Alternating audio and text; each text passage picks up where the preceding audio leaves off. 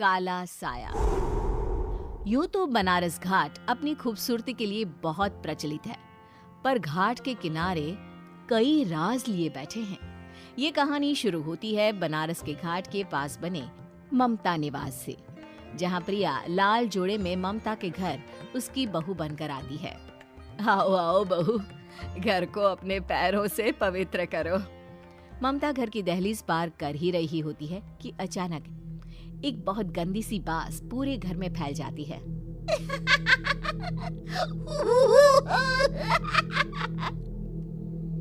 ये बदबू और ये आवाजें, ये कौन हंस रहा है माँ? अब ये पड़ोसी ना हमारे थोड़े अलग से है। कहाँ हम शाकाहारी और ये मांस मच्छी खाने वाले। छोड़, तू ध्यान मत दे और गृह प्रवेश कर। और हाँ बहू, अपनी सास की एक बात हमेशा याद रखना, इन पड़ोसियों से तो कभी बात नहीं करेगी। अच्छे लोग नहीं है ये। अपनी सास की ये बात मानेगी ना बेटा? हाँ माँ, जो आपकी मर्जी, मैं उनसे बात नहीं करूंगी। अगले दिन प्रिया अपनी पहली रसोई बनाने रसोई घर में जाती है।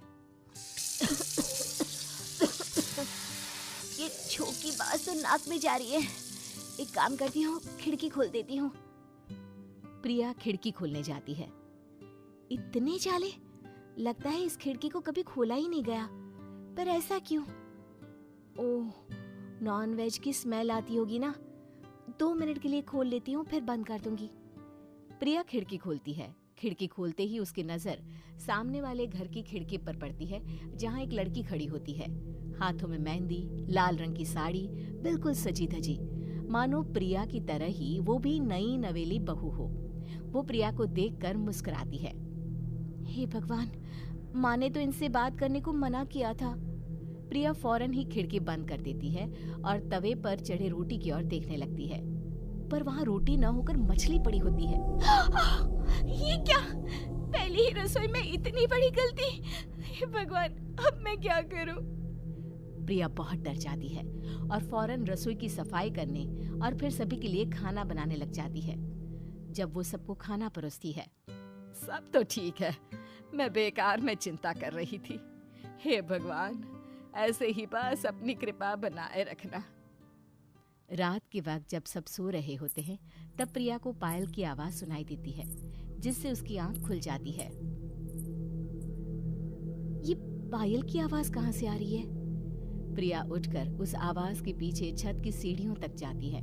तभी उसे बच्चे के रोने की आवाज आती है। प्रिया छत पर जाती है तो क्या देखती है?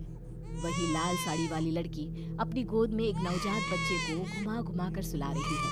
तभी प्रिया की नजर उसके पेट पर पड़ती है। ओह गॉड, ये तो प्रेग्नेंट भी है। सुनिए, बच्चा सो नहीं रहा है क्या? मैं कुछ मदद करूं?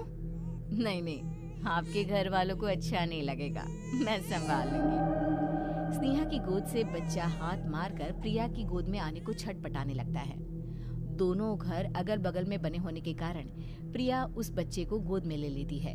प्रिया के पास आते ही वो सो जाता है। बच्चे का वो स्पर्श रात भर प्रिया भूल नहीं पाती और अगली सुबह वो छत पर कपड़े सुखा रही होती है। तभी उसे एक औरत इशारा करके बुलाती है। स्नेहा कह रही थी बाबू तुम्हारी गोद में आते ही सो गया। मैं गौरी, स्नेहा की माँ हूँ। बहू, घर आना, बाबू को खिला भी लेना। शाम को जब घर पर कोई नहीं रहता, बच्चे से मिलने के लिए प्रिया छिपकर अपनी पड़ोसन के घर चली जाती है और कुछ देर बच्चे को खिलाकर वापस लौट आती है। इसके कुछ दिन बाद ही प्रिया को पता चलता है कि वो माँ बनने वाली है। ममता की खुशी का ठिकाना नहीं रहता।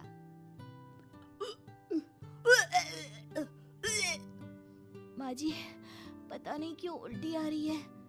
प्रिया भागती हुई वॉशरूम में जाती है तो हरे और लाल रंग की उल्टी करती है। उस उल्टी में से कीड़े निकलते हैं।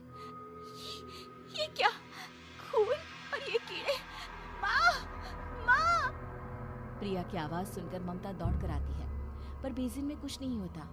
प्रिया हक्की बक्की रह जाती है। ये सब क्या हो रहा है? प्रिया घबरा जाती है और अपने कमरे में जाकर सो जाती है। डर के कारण वो इतनी थक जाती है कि उसकी आंख लग जाती है। तब उसे ऐसा लगता है उसके पेट पर मानो कोई बैठा हुआ हो। कौन हो? प्रिया के पेट पर एक 5 महीने की बच्ची बैठी हुई थी, जो बुरी तरह जली हुई थी। माँ, तुम ही मुझे लाई ना अपने पेट में।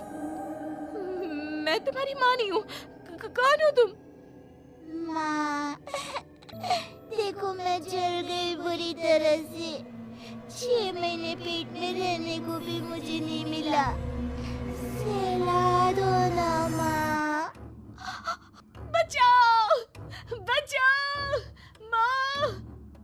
ममता दौड़कर कमरे में आती है। प्रिया की बातें सुनकर वो सब समझ जाती है। तू कहीं बगल वाले घर में तो नहीं जाकर आई ना बहू? मुझे माफ कर दो, मैं गई थी माँ। उस घर में सब मरे हुए हैं बहू।